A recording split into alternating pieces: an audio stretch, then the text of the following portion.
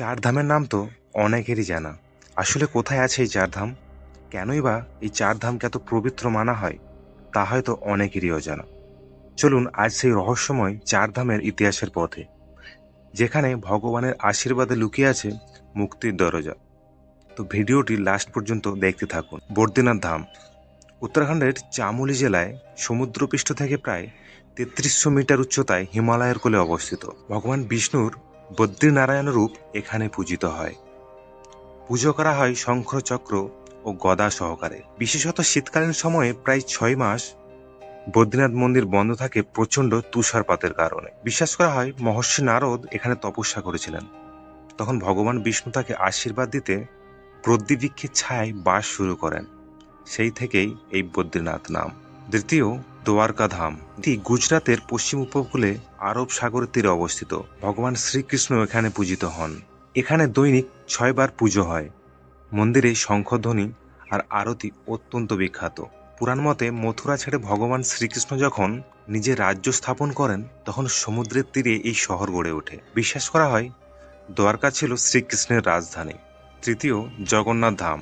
উড়িষ্যার পুরী জেলার বঙ্গোপসাগরের তীরে এই মন্দির অবস্থিত। এখানে অধিষ্ঠিত আছেন ভগবান জগন্নাথ। মানা হয় তিনি কৃষ্ণেরই আর এক রূপ। আর আছেন বলরাম ও সুভদ্রা দেবী। এখানে অন্নভোগের পুজো হয়। সবচেয়ে বড় আকর্ষণ, প্রতিদিন 56 রকমের ভোগ পরিবেশন করা হয়। বিখ্যাত রথযাত্রা উৎসব এখানে বিশ্ববিখ্যাত। কিংবদন্তি অনুযায়ী সমুদ্র তটে এক রহস্যময় কাঠের দেহাবশেষ ভেসে আসে। সেটি ছিল ভগবান কৃষ্ণের দেহের অংশ, যা মহাপ্রস্থানকালে সমুদ্র গ্রহণ করেছিল। তখন ভগবান বিষ্ণুর ঐশ্বরিক আদেশে রাজা ইন্দ্রদম্নু বিশ্বকর্মা দেবকে নিয়ে জগন্নাথ মন্দির গড়ে তোলেন। চৌথা, রামেশ্বরম ধাম। তামিলনাড়ুর পাম্বান দ্বীপে ভারত মহাসাগরের তীরে অবস্থিত এই মন্দির। শ্রী রামেশ্বরেশ্বর মহাদেব শিবলিঙ্গ পূজিত হন এখানে। এখানে ভগবান শ্রী রামের দ্বারা পূজিত শিবলিঙ্গের আরাধনা করা হয়।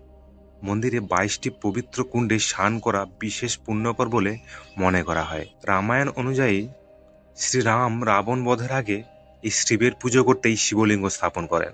বিশ্বাস করা হয় এই শিবলিঙ্গ শ্রীরাম নিজ হাতে স্থাপন করেছিলেন। কথায় আছে না, জীবনে একবার এই চার ধামের দর্শন না হলে তীর্থযাত্রা অসম্পূর্ণ রয়ে যায়। হয়তো এই চার ধাম যাত্রায় সবার জীবনের সবচেয়ে বড় আশীর্বাদ হতে পারে। এমনই ভক্তিমূলক গল্প ও অজানা তীর্থযাত্রার কাহিনী জানতে চাইলে ভিডিওটি লাইক করে দিন এবং আমাদের চ্যানেলটি সাবস্ক্রাইব করতে ভুলবেন না যেন।